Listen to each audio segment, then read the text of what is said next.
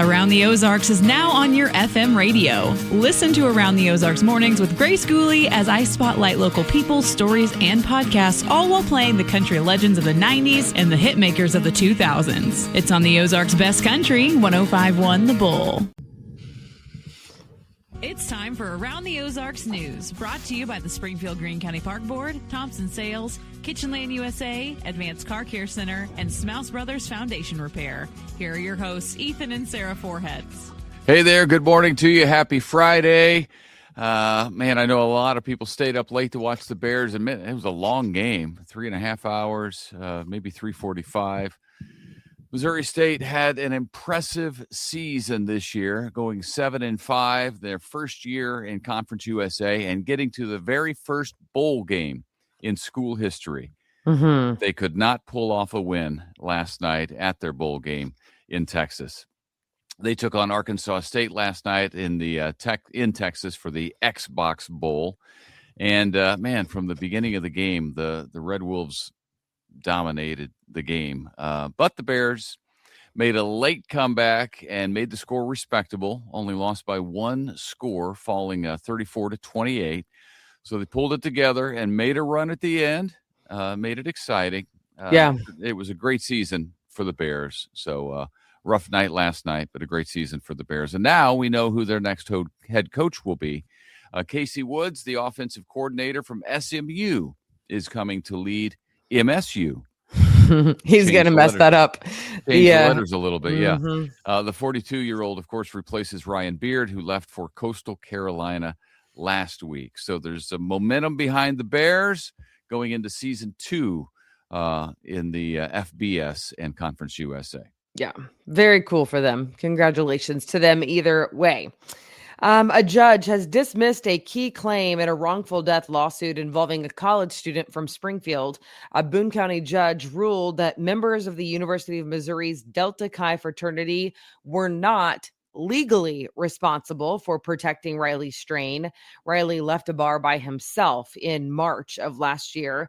He was highly intoxicated at the time. He disappeared on that fraternity trip to Nashville. He was found dead in the Cumberland River 2 weeks later. It appeared he had stumbled in. His death was ruled a drowning, and his parents had accused fraternity members of negligence for letting him leave by himself. Terrible situation. It really is just a sad story. It doesn't get any better. Yeah, looks like they are not legally negligent by law. First responders from across the area spent the last 3 days in Branson preparing for active shooter scenarios. Participants from 12 agencies took part in classroom and virtual reality training. The program emphasized quick response and coordination before the specialized teams can arrive. The training was funded by FEMA and partner universities at no cost to local departments. Sad reality, but they got to be ready for that sort of thing. God forbid it happen here. Former Missouri Attorney General Andrew Bailey is set to become the FBI's sole deputy director. Bailey will serve as second in command under FBI Director Kash Patel. He resigned from his role as Missouri Attorney General in September to join the Bureau, as you would recall. The FBI has not announced an official start date for his new role, but we'll let you know when we know. And Springfield residents near Pershing Middle School are voicing some more concerns, strong concerns, over a new construction plan there. Neighbors say the district is ignoring issues related to privacy, traffic, and property values. The school board recently approved building a new middle school on a different part of the campus than was originally planned on and expected by neighbors. The district says the location decision is final, but administrators are looking at ways to reduce impacts and be a good neighbor. Ozark High School will remain a non-ranked school after a unanimous school board vote. Class rank will be tracked and viewable by students, but not used for honors at graduation recognition. Students will continue to earn academic honors through a cum laude system instead of valedictorian. I feel like that's a bummer for them, but I don't know. It was never It never affected me, so I don't know It much did about it. me, and I feel like if that's your thing, like if you're going for the top academic honors in the school, then well, I mean, maybe it's personality, but like for me, it's a competition.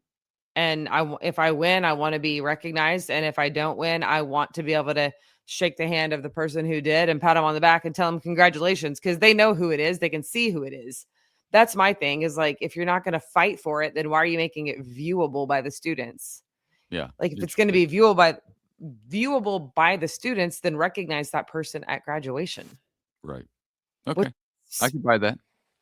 I mean, the whole like everybody's a winner, you've heard that like over the last decade of life. And it's like, no, that's something that actually not everybody's a winner. Like somebody has the highest GPA. So recognize them because they didn't get there easily. Yeah, I don't know the reasoning for not doing it. But They would say that they're still recognizing them because they're graduating cum laude or summa cum laude, whatever, but um not the same. It's not the okay, same. well, fair enough. There's my 2 cents. Nobody's paying me for that though. Springfield Public Schools and Jordan Valley Community Health Center are launching a new pilot program this upcoming year, 2026. Students at 11 schools will have access to medical, dental, and vision care during the school day. Services will be provided through mobile clinics at no cost to families. The goal is to remove barriers like transportation and time away from work for their parents. Okay, I'm sure that is filling a big need. Springfield's unemployment rate dropped sharply in September, according to new data from the federal government. The local jobless rate fell to 3.2%. That's down a full point from August, which, month to month, that's a lot, 1 point. Missouri's statewide unemployment rate also declined to 3.5%. You're saying, really, September? You're just now getting to it? But remember the government shutdown? That delayed all of this data. So that's why we're just now telling you about it in December. The Springfield Art Museum is getting 2 grants. They total $65,000, and they'll be used to support the Art is Everywhere program while the museum is closed, as it is right now, for renovations. The program takes hands-on art experiences to parks, to schools, the neighborhoods, so kids can see it. The Art Museum plans to reopen in 2028 for its 100th birthday. Okay. Holiday fun continues in downtown Springfield this weekend. Santa and the SGF Holiday Express train return to Park Central Square tonight and tomorrow night. Free horse-drawn carriages are going to be back select nights leading up to Christmas. All events are free and open to the public. Sounds like fun. Go see Santa Claus. Gardens Aglow is lighting up Springfield Botanical Gardens through December. More than 225,000 lights are on display still in the Japanese Stroll Garden. That event runs evenings through December 28th.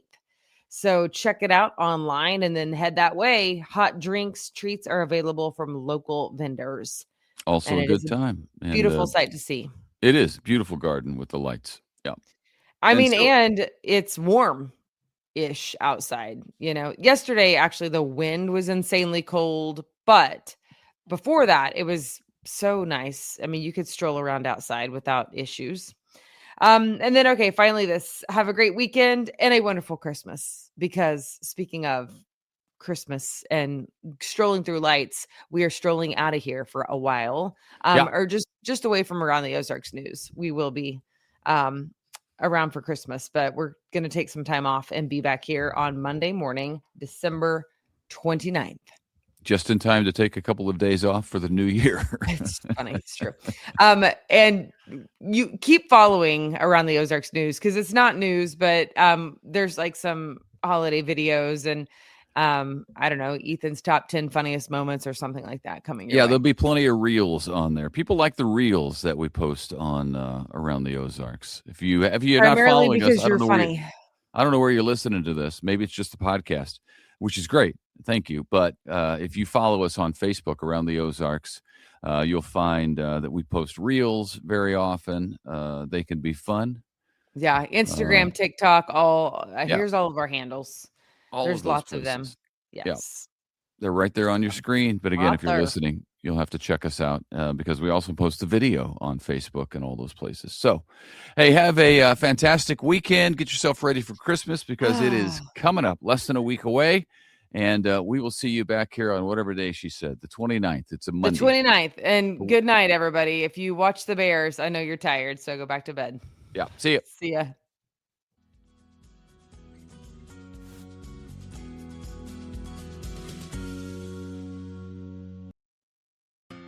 It's time for Around the Ozarks Wake Up Weather, brought to you by Command Family Medicine, Heating and Air Paramedics, The Trailer Ranch, Hewitt Messenger, and Taylor Grubaugh Chevrolet.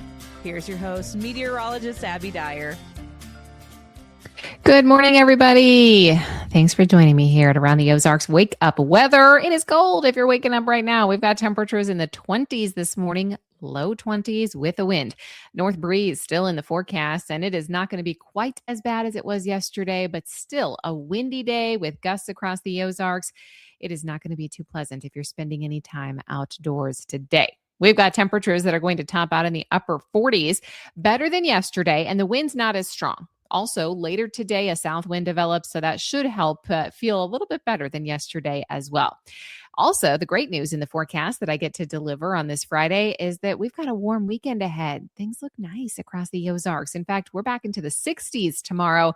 This morning, though, it is clear and cold and feeling like wintertime. I know a lot of kids have their last day of school today before winter break. We are talking about cold temperatures to start things out. High pressure and control, it's bringing the cold, but it's also bringing the clear sky. So we should have plenty of sunshine as we go through the course of the day today. It will do its job, that combined with the south wind, to push us into the upper 40s. We've got 48 for that high temperature, and numbers are going to be quite comfortable as we head into the weekend forecast. Tomorrow, 60 degrees with sunshine. It's going to be a great day to get outdoors. Wind's not too strong either. Nice for all of you that have holiday plans this weekend leading up to Christmas, and things are looking pretty good across the Ozarks. By Christmas Eve, we may be pushing 70 in the Ozarks. For real, it looks very warm across the extended outlook, not just for us here in the Ozarks. If you're traveling and staying in the region, temperatures, they're favored to be above average, which means no white Christmas for us, but it does mean better holiday travel across the Midwest, so we can be thankful for that. Numbers tonight will be back into the upper 30s, so much warmer than the numbers that we're waking up to this morning. We've got 60-degree temperatures on Saturday. By Sunday, we are in the 50s across the Ozarks, so it will be a little bit cooler as we round out the weekend forecast. Around the country, we've got more heavy rain for the Pacific Northwest and the Rockies. Above average temperatures are taking place too for much of the country as we head into the end of the work week. And we've got record-setting temperatures that are possible as we head into the western and northeastern United States, much of that for the mid-Atlantic as well this weekend as we head into the warmer pattern all the way across the lower 48. All right, it's time for that Around the Ozarks Wake Up Weather Brain Twister trivia question for the day. And the question, here it is. In which country did the pagan tradition of burning a Yule log originate, influencing many modern Christmas customs? Do you think this happened in A, England, B, Germany, C, Norway, or D, France?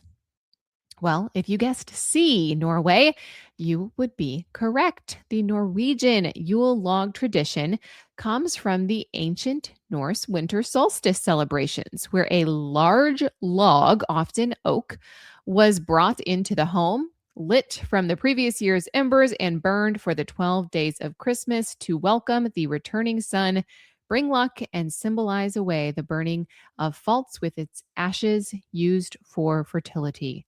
Now we know. So congrats if C was your guess. All right, here's the trivia question that I will leave you with. Conditions, they're getting kind of Christmassy across the Ozarks, but do you know Mrs. Claus's first name?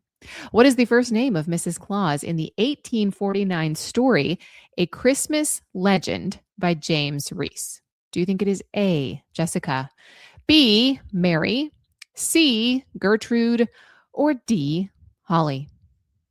What do you think? first name of Mrs. Claus. You can let me know your guess. That's at the website aroundtheozarks.com. Want to give a big shout out to our sponsors, Command Family Medicine, Heating and Air Paramedics, The Trailer Ranch, Hewitt Messenger, and Taylor Grubaugh Chevrolet. Also wishing you a very happy weekend. Around the Ozarks is taking the holiday break next week. So no podcast next week, but I want to ensure you that we've got you covered with the weather forecast. If you need any information, it's always updated at the website aroundtheozarks.com. Wishing everybody a safe and happy holiday week. And I appreciate you listening to Around the Ozarks Wake Up Weather.